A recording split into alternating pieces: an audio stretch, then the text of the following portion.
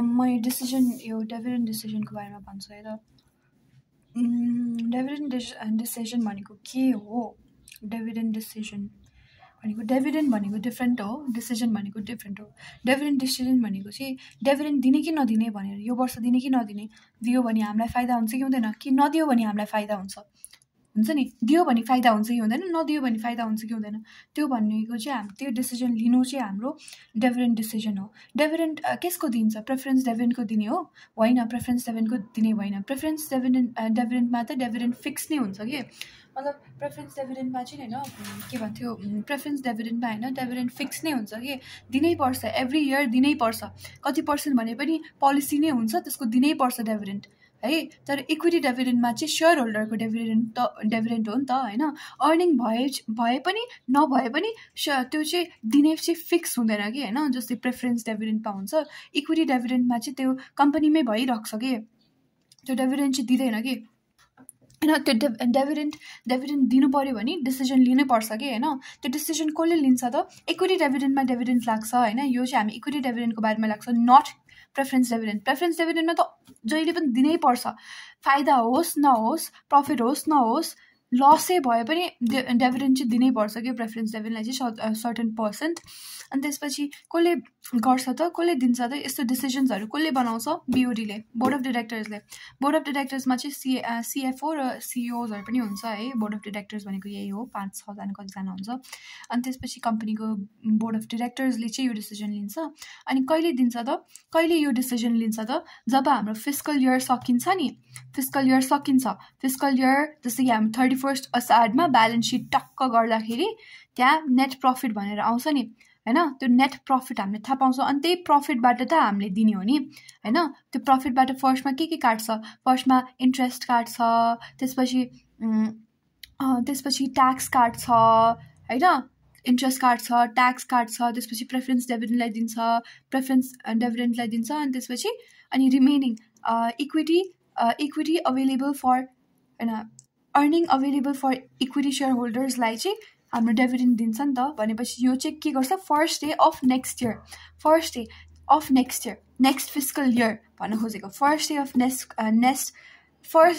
Of next fiscal year चाहिँ हामीले यो डिभिडेन्ड डिसिजन लिने कि नदिने भनेर डिभिडेन्ड डिसिजन लिन्छ, डिभिडेन्ड दिने कि नदिने भनेर डिसिजन लिन्छौँ। अनि factors affecting practical consideration in dividend decision। अब यो दिने कि नदिने भनेमा चाहिँ एउटा धेरै फ्याक्टर्सहरू हुन्छ होइन। दिने कि नदिने भनेमा अब दिने कि नदिने भनेर डिफ्रेन्ट फ्याक्टर्सहरू छ, त्यही बारेमा हामी यो पढ्छौँ कि होइन, यही पढ्छौँ। अब financial need of the company भनेको अब कति चाहिन्छ कम्पनीलाई कि, कम्पनी डिभिडेन्ड त्यो अर्निङ भनेको के हो? हाम्रो के भन्थ्यो, अर्निङ भनेको के? त्यो त ग्रो हुन्छ नि होइन, अर्निङ भनेको ग्रो हुन्छ नि। तिम्रो कम्पनीले कमाएको पैसा तिमीले दिन पनि सक्छौ, नदिन पनि सक्छौ। दिन सक्छौ जब तिम्रो whole objective of starting a company, तिम्रो अब्जेक्टिभ मिट भएको छ, अब तिमीलाई त्यो पैसा अझै फाइनेन्सियल निड छैन होइन, भने चाहिँ तिमीले पैसा राखिराख होइन, भने चाहिँ पैसा देऊ होइन, डिभिडेन्ड देऊ। तर के भन्छ, जब तिमीसँग गोल छ है, त्यो कम्पनीलाई मिट गर्नुपर्ने गोल्सहरू छ है, अब्जेक्टिभ्सहरू छ है, त्यो गोल्सहरू फुलफिल नभएसम्म तिमीलाई त्यो पैसाको आवश्यकता परिराख्छ भने चाहिँ होइन, त्यति बेला चाहिँ दिन सक्दैनौ कि तिमी। त्यति चाहिँ नदिए ठिक नि होइन। सक्न त जे पनि सक्छ, तर ठिक चाहिँ के हो भन्दाखेरि दिनु ठिक हो कि नदिनु ठिक हो भनेर कि। अब तिमीलाई त्यो पैसा अझै चाहिन्छ, त्यो पैसाले तिमी अझै कुनै काम गर्छौ, त्यसले अझै प्रफिट बनाउँछौ कि है, त्यसरी हेर्नुपर्छ है। जब तिम्रो अब्जेक्टिभ्सहरू मिट हुन्छ अनि तिम्रो फाइनेन्सियल निड्सहरू हुँदैन नि होइन, त्यति बेला तिमीले डिभिडेन्ड दिँदा हुन्छ है। तर जब तिमीलाई नै पैसाको आवश्यकता छ भने तिमी अरूलाई के दिन्छौ कि। यसको पर्फेक्ट इक्जाम्पल भनेको चाहिँ के हो भन्दाखेरि बिल गेट्सको कम्पनी माइक्रोसफ्ट हो। माइक्रोसफ्टले के गर्यो भन्दाखेरि जब उसले आफ्नो कम्पनी स्टार्ट गर्यो नि होइन, उसले कति वर्षसम्म डिभिडेन्ड दिँदैन कि आफ्नो त्यो सेयर होल्डर्सलाई होइन, डिभिडेन्ड होल्डर्सलाई उसले इक्विटी सेयर होल्डर्सलाई उसले डिभिडेन्डै दिएन कि है। जब युएसमा भयो त्यति बेला डिभिडेन्ड दिएन, वर्षौँसम्म डिभिडेन्ड दिएन। युएस गरेर उसले हरेक कन्टिनेन्ट, अफ्रिका, एसिया, सबै कन्टिनेन्टमा आफ्नो माइक्रोसफ्ट यो वर्ल्डभरि माइक्रोसफ्टको त्यो आफ्नो अड्डा बनायो नि होइन। त्यसपछि ऊ कहाँ जाने? माइक्रोसफ्ट अब कति बढ्ने? उसको लिमिट नै उसले लिइसक्यो कि।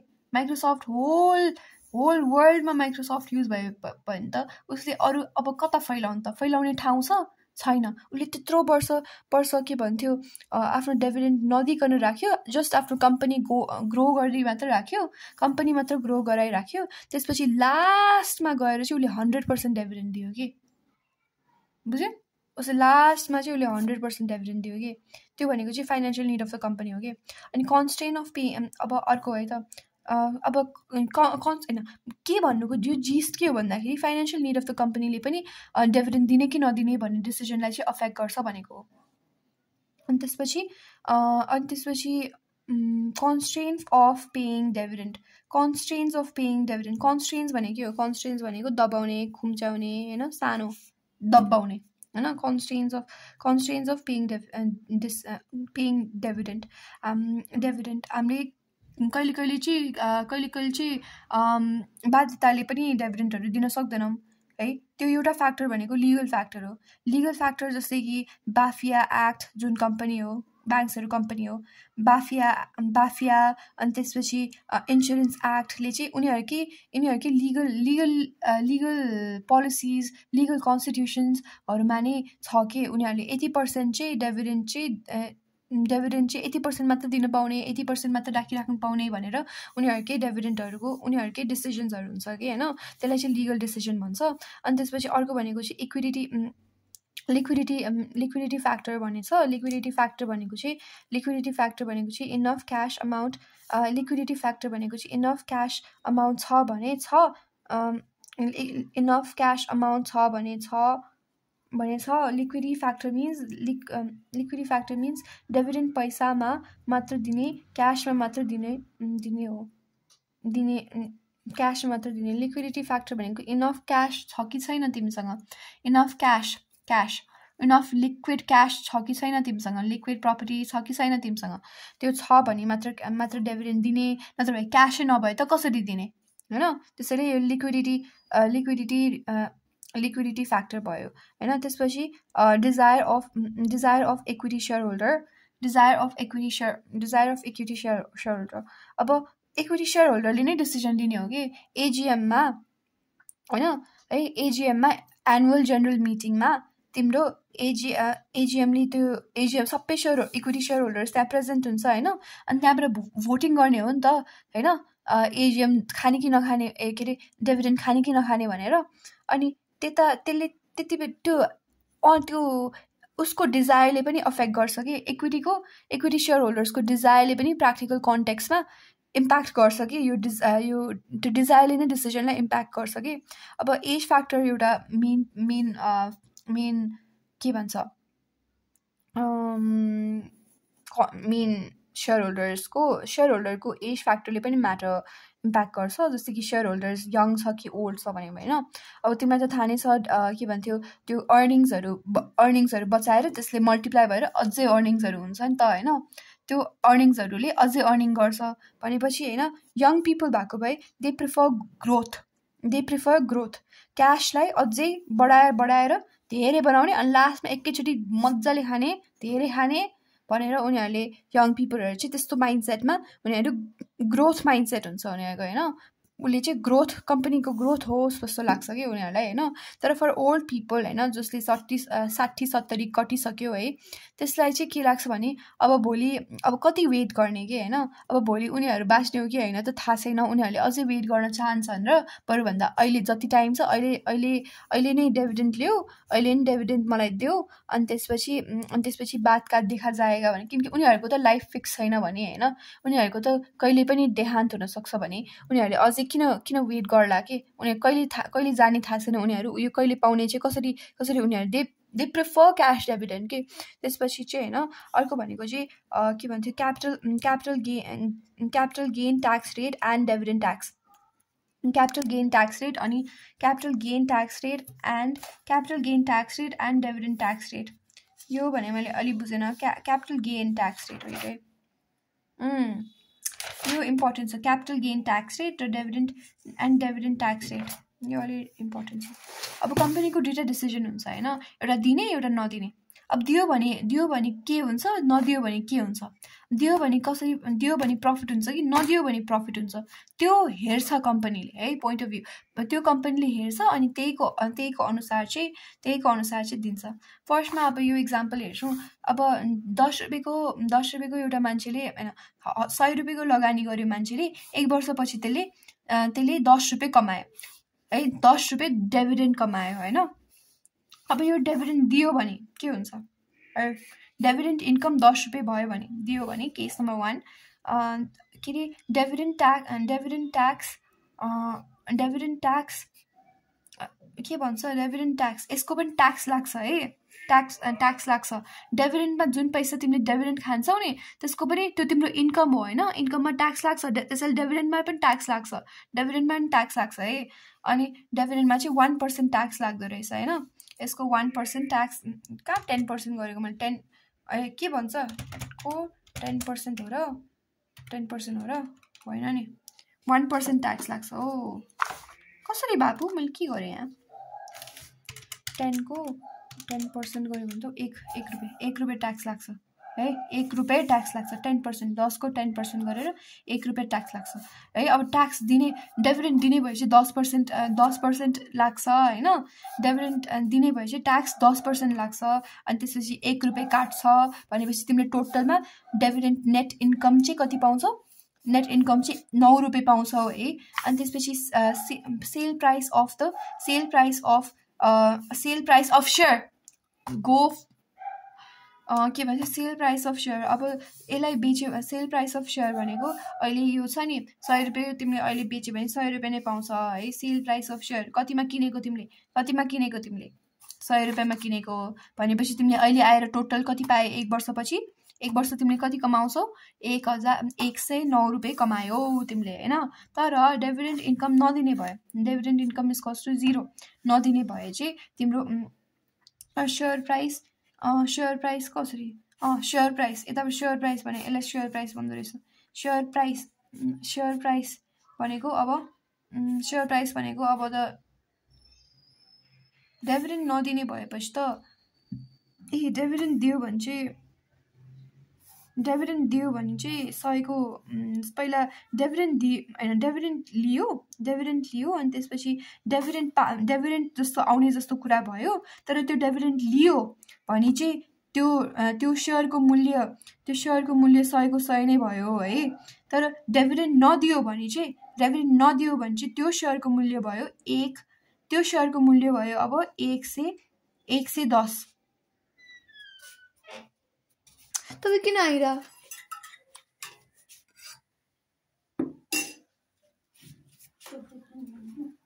त्यसरी त भन्नु मन त भनेको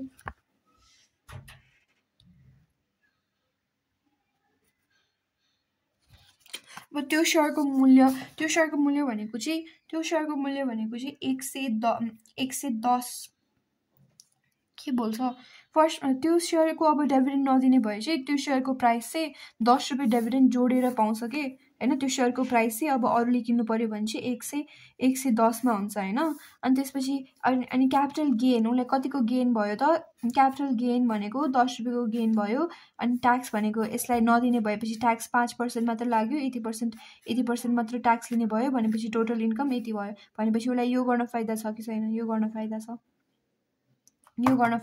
म फेरि एक्सप्लेन गर्छु आज डिभिडेन्ड 100 रुपैयाँमा मैले 1 वर्ष अगाडि मैले 100 रुपैयाँ हालेको थिएँ 100 रुपैयाँ लगानी गरेको थिएँ त्यो 100 रुपैयाँले आज 10 रुपैयाँ डिभिडेन्ड कमायो होइन। त्यो 100 रुपियाँ अनि त्यो 100 रुपियाँले आज 10 रुपियाँ डिभिडेन्ड कमायो भनेपछि आजको त्यो सेयरको मूल्य चाहिँ 110 भयो।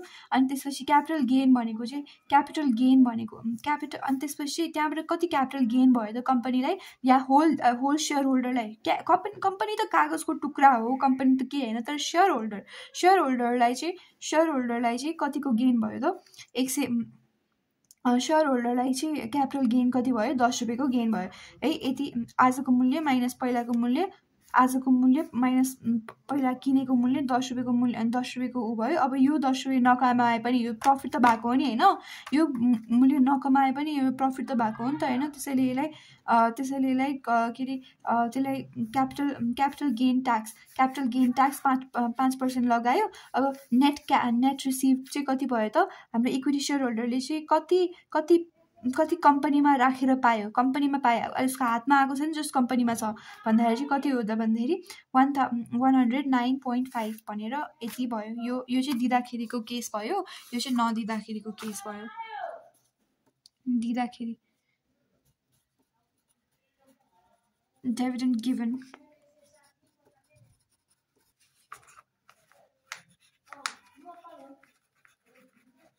Dividend not given. अब फर्म्स अफ डिभिडेन्डमा जाउँ है त। अब फर्म्स अफ डिभिडेन्ड भनेको के हो? के भन्छ डिभिडेन्ड चाहिँ कम्पनीले होइन, डिभिडेन्ड चाहिँ कम्पनीले के भन्थ्यो? डिभिडेन्ड चाहिँ कम्पनीले दुईवटा फर्ममा दिन्छ होइन। एउटा क्यास डिभिडेन्ड दिन्छ, सिधै क्यास ल्याएर पनि दिन सक्छ, या अझै स्टक डिभिडेन्ड पनि दिन सक्छ। स्टक डिभिडेन्ड भनेको चाहिँ अझै बोनस सेयर्स हो कि होइन। कि त तिमीलाई सेयर दिन सक्छ है, क्यास दिन सक्छ, कि त त्यही क्यासको बराबरको स्टक दिन सक्छ कि तिमीलाई होइन। त्यही कम्पनीको स्टक्स अझै फ्रीमा स्टक्स दिन सक्छ कि तिमीलाई है। अब यो इम्पोर्टेन्ट छ स्टेबिलिटी अफ डिभिडेन्ड भनेको के अरे यो डिभिडेन्ड चाहिँ जहिले पनि पार भ्यालीमा लाउँछ है, अनि पार भ्याली त जहिले पनि कन्स्टेन्ट हुन्छ होइन। पार भ्याल्यु जहिले पनि कन्स्टेन्ट हुन्छ, त्यसैले डिभिडेन्ड पनि जहिले कन्स्टेन्ट हुन्छ। तर डिभिडेन्ड कन्स्टेन्ट हुन्छ भनेको कहिले जहिले पनि डिभिडेन्ड 10 रुपियाँ आइराख्ने हो त? होइन। डिभिडेन्ड भनेको डिभिडेन्ड अमाउन्ट जुन पाउँछ नि तिमीले, डिभिडेन्ड अमाउन्ट जुन पाउँछ नि त्यो सेम होइन, डिभिडेन्ड पोलिसी सेम हो, बुझ्यो? पोलिसी चाहिँ कन्स्टेन्ट नै हो, स्टेबल हो है। तर डिभिडेन्ड पाउने भनेर चाहिँ मतलब डिभिडेन्ड पाउने भनेको चाहिँ सेम होइन, त्यो पोलिसी चाहिँ कन्स्टेन्ट हो तर ऊ चाहिँ सेम होइन। अब यो फर्स्टमा यो भन्छु, अब ऊ भनेको म के हो भन्छु। अब फर्स्टमा चाहिँ constant dividend rate policy or constant dividend per share policy, constant dividend rate policy or constant dividend rate policy and constant dividend rate policy or constant dividend rate policy or constant dividend per share policy. Constant dividend rate policy or constant dividend per share policy. A constant dividend rate policy is a dividend policy where a company pays out fixed amount of dividend on a regular basis. In this policy, the company aims to provide a predictable source of income to its shareholders. In this policy, the company aims to provide a predictable source of income to its equity shareholders. Dividend per share भनेको per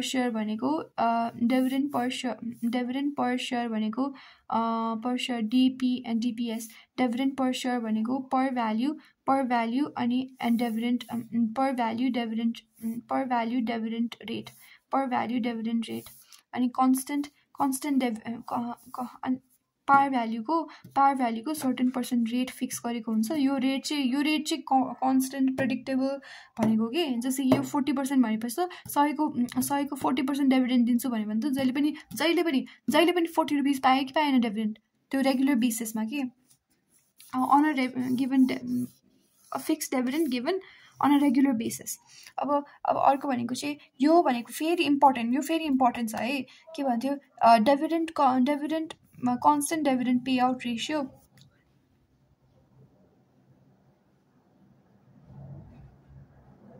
constant dividend payout ratio policy. Constant dividend payout policy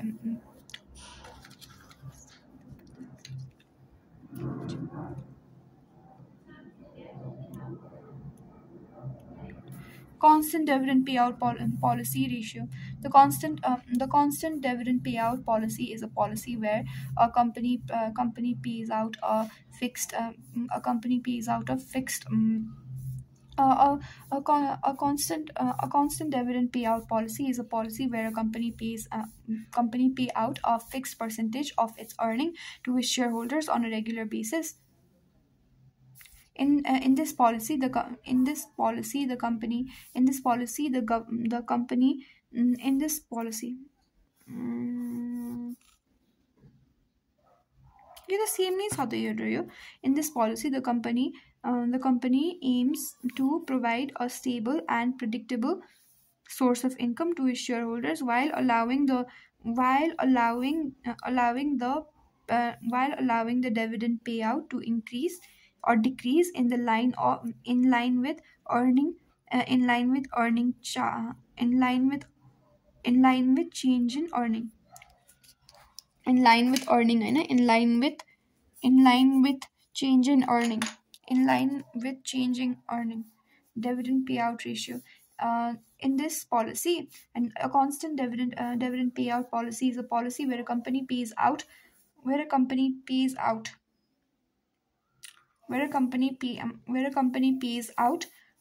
a fixed percentage of its pays out fixed percentage of its earning to its shareholders on a regular basis.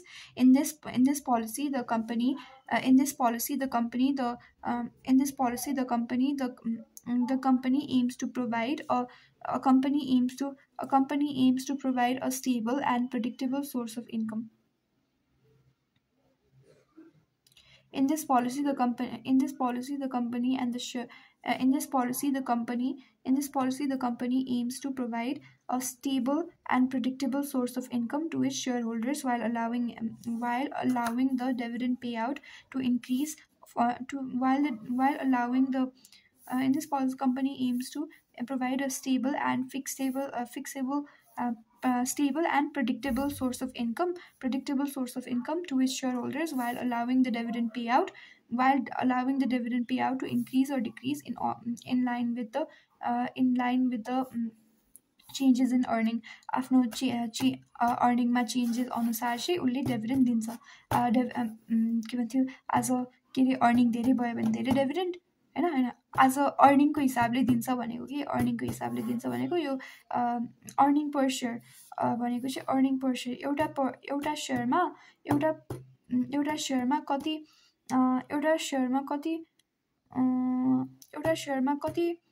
उसले कति एउटा सेयरमा कम्पनीले कति कमायो होइन अनि त्यसको पर्सेन्टेज इन्टु त्यसको पर्सेन्टेज म यसको बारेमा अलिकति रिसर्च गर्नुपर्छ.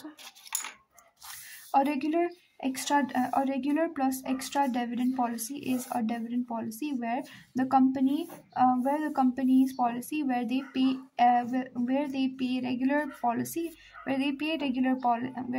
regular policy generally on a regular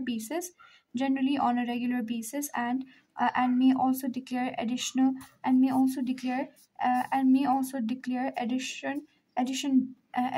dividend from time to time as on